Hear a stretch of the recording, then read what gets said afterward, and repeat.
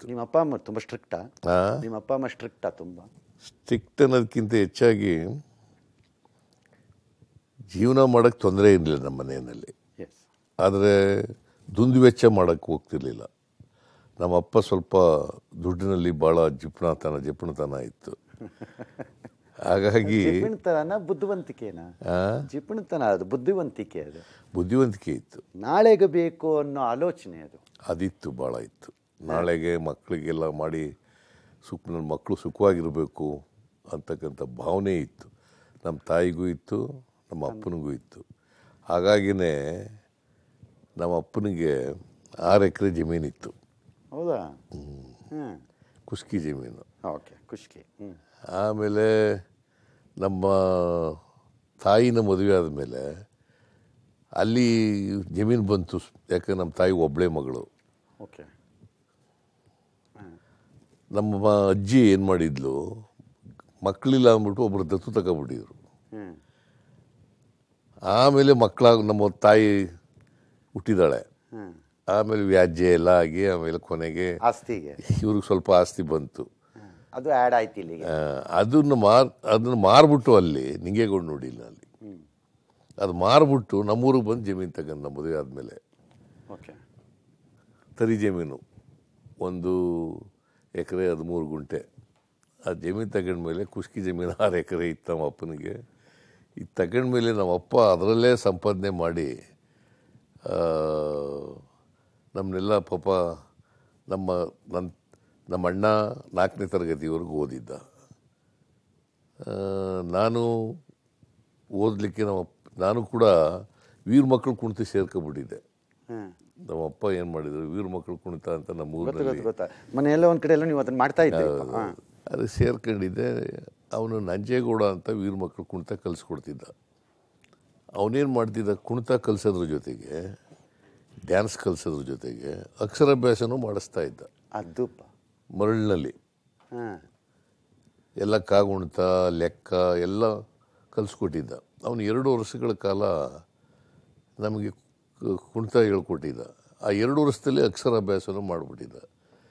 ಅವನು ಏನು ಮಾಡಿಬಿಟ್ಟ, ಊರಿನವ್ರು ದುಡ್ಡು ಕೊಡ್ನಿಲ್ವೋ ಏನೋ ನಿಲ್ಲಿಸ್ಬಿಟ್ಟ ಮೇಲೆ ನಾನು ಎಮ್ಮೆ ಕಾಯಕ್ಕೆ ಹೋದೆ ಊರಿಗೆ. ನಮ್ಮೂರಿಗೆ ಒಬ್ಬ ರಾಜಪ್ಪ ಅಂತ ಮೇಷ್ಟ್ರು ಬಂದರು, ಹೆಡ್ ಮಾಸ್ಟ್ರು ಅವರು. ಅವ್ರು ಏನು ಮಾಡ್ತಿದ್ರು ಪಾಪ, ಎಲ್ಲ ಮನೆಗೂ ಹೋಗೋರು. ಯಾವ ಮಕ್ಕಳು ಡ್ರಾಪ್ ಔಟ್ ಆಗಿದ್ದಾರೆ, ಯಾರು ಶಾಲೆಗೆ ಸೇರಿಲ್ಲ. ಅದೇ ಈಗ ನಿಮ್ಮ ಸರ್ಕಾರಿ ಸ್ಕೀಮು ಮರಳಿ ಬಾ ಸ್ಕೂಲಿಗೆ ಅಂತ ಮರಳಿ ಬಾ ಸ್ಕೂಲಿಗೆ ಮನೆಗೆ ಹೋಗಿ ಇದು ಮಾಡೋಣ. ಒಬ್ಬ ಜವಾನ ಸಿದ್ದಯ್ಯ ಅಂತ ಇದ್ದ ಪಾಪ, 4th ಕ್ಲಾಸ್ ಎಂಪ್ಲಾಯ್, ಬೆಲ್ಲೊಡಿಯವನು. ಕರೆಕ್ಟ್. ಅದು ಏನು ರೈಲ್ವೆ ಕಂಬಿ? ಹೌದೌದು, ರೈಲ್ವೆ ಕಂಬಿ ಬೆಲ್ಲೊಡಿಯವರು. ಜ್ಞಾಪಕ ಇದೆ, ನಮ್ಮ ಸ್ಕೂಲಲ್ಲೂ ಅದೇ. ಆಮೇಲೆ ನಮ್ಮ ಅಪ್ಪನಿಗೆ ಕೇಳ್ದ, ನಿಮ್ಮ ಮಗನಿಗೆ ಯಾಕೆ ಸ್ಕೂಲಿಗೆ ಸೇರಿಸಿಲ್ವ ಅಂತ. ಇಲ್ಲ, ಈ ಥರ ವೀರ ಮಕ್ಕಳು ಕುಣಿತಕ್ಕೆ ಸೇರಿಸ್ಬಿಟ್ಟಿದ್ದೆ, ಅವನು ಸ್ಕೂಲಿಗೆ ಸೇರಿಸ್ಲಿಲ್ಲ. ಓದೋದು ಬರೆಯೋದು ಬರ್ತದ ಅಂತ. ಚೆನ್ನಾಗಿ ಕಲ್ತಿದ್ದಾನೆ, ಓದೋದು ಬರೆಯೋದೆಲ್ಲ ಬರ್ತದೆ ಅಂತ ಹೇಳಿದ್ರು ನಮ್ಮಪ್ಪ. ಅವನು ಸ್ಕೂಲಿಗೆ ಬಾ ಅಂತ ಕರ್ಕೊಂಡು ಹೋದ. ಸ್ಕೂಲಿಗೆ ಕರ್ಕೊಂಡೋಗಿ ಕನ್ನಡದಲ್ಲಿ ಉತ್ಕ ಲೇಖನ ಹೇಳ್ದ, ಡಿಕ್ಟೇಷನ್ನು. ನಾನು ಭಾಳ ಚೆನ್ನಾಗಿ ಬರೆದೆ. ನಿಮಗೆ ಇನ್ನಿಬ್ಬರು ಇದ್ದರು ನನ್ನ ಜೊತೆಯಲ್ಲಿ, ಮರ್ಲಿಂಗಯ್ಯ ಮತ್ತು ಮೆಣಸೇಗೌಡ ಅಂತ. ನಿಮ್ಮ 3 ಜನನು 5ನೇ ತರಗತಿ ಸೇರಿಸ್ಬಿಡ್ತೀನಿ ಅಂತ. ಆಯಿತು ಸರ್, ಸೇರ್ಕೊಳ್ಳಿ. ನಮ್ಮ ಅಪ್ಪನಿಗೂ ಹೇಳಿದೆ, ಸೇರಿಸ್ಕೊಳ್ಳಿ ಡೈರೆಕ್ಟ್ 5ನೇ ಕ್ಲಾಸ್ ಡೈರೆಕ್ಟಾಗಿ. ನಾನು 1 to 4 ಓದಲಿಲ್ಲ, ನೇರ 5ನೇ ತರಗತಿಗೆ ನಾನು, ಮರ್ಲಿಂಗಯ್ಯ, ಮೆಣಸೇಗೌಡ ಅಂತ 3 ಜನನೂ ಸೇರ್ಕೊಂಡು. ಸೊ ಹಾಗಾಗಿ ನಾನು ಶಾಲೆಗೆ ಸೇರ್ಬೇಕಾಗಿ ಬಂತು. ನಿಮ್ಮ ಅಪ್ಪಗೆ ನಂಬಿಕೆ ಇತ್ತಾ ಓದ್ತೀರಾ ಅಂತ ನಂಬಿಕೆ ಇತ್ತಾ? ಯಾರು? ನೀವು? ನನಗೆ ಓದಬೇಕು ಅಂತ ಇಚ್ಛೆ ಇತ್ತು. ಹೆಂಗದು ಅಟ್ಮಾಸ್ಫಿಯರ್ನಲ್ಲಿ? ಯಾಕಂತಂದರೆ ಆ ಮೇಷ್ಟ್ರು ಅಕ್ಷರಾಭ್ಯಾಸ ಕಲಿಸ್ತಿದ್ನಲ್ಲ, ಐ ವಾಸ್ ನಂಬರ್ 1. ಮತ್ತು ವಿದ್ಯೆ ಕಲಿಬೇಕು ಅಂತಕ್ಕಂಥದ್ದು ಭಾವನೆ ಇತ್ತು ನನಗೆ. ಆಗಲೇ ಸ್ಕೂಲಿಗೆ ಸೇರ್ಕೋಬೇಕು, ವಿದ್ಯೆ ಕಲಿಬೇಕು ಅಂತ. ಯಾಕಂದರೆ ನಮ್ಮ ಮನೇಲಿ ನಮ್ಮ ಅಣ್ಣ ಶಾಲೆಗೆ ಸೇರ್ಕೊಂಡಿದ್ರು ಕೂಡ 5ನೇ ತರಗತಿಗೆ ಬಿಟ್ಬಿಟ್ಟ ಅವನು. ನನ್ನ ತಮ್ಮದಿರಿಬ್ಬರು ಓದಲೇ ಇಲ್ಲ, ನಮ್ಮ ಅಕ್ಕದಿರಿಬ್ಬರು ಓದಲೇ ಇಲ್ಲ, ಶಾಲೆಗೆ ಹೋಗಲಿಲ್ಲ. ನನ್ನ ತಮ್ಮ ಒಬ್ಬ ಇಂಟ್ರೆಸ್ಟ್ ಆಫ್ ಎಜುಕೇಷನೇ ಯತೀಂದ್ರಂಗೂ ಬಂದಿರಬೇಕು. ಆ? ನಿಮ್ಮ ಇಂಟ್ರೆಸ್ಟ್ ಆಫ್ ಎಜುಕೇಷನೇ ಯತೀಂದ್ರಂಗೂ ಬಂದಿರಬೇಕು. ಹೌದು ಇರ್ಬೋದು, ಪಾಸಿಬಿಲಿಟಿ ಇಸ್ ದೇರ್. ಅಲ್ಲಿಂದ ಲಾ, ಅಲ್ಲಿಂದ BSc ಓದಿದೆ. MSc ಸೀಟ್ ಸಿಕ್ಕಲಿಲ್ಲ ನನಗೆ. ಒಂದು ವರ್ಷ ಡಿಸ್ಕಂಟಿನ್ಯೂ ಮಾಡಿಬಿಟ್ಟೆ. ವ್ಯವಸಾಯ ಮಾಡ್ತಾ ಇದ್ದೆ. ಆಮೇಲೆ ಲಾನಾ? ಆಮೇಲೆ ಒಂದು ವರ್ಷ ಆದಮೇಲೆ ಲಾ ಸೇರ್ಕೊಂಡೆ.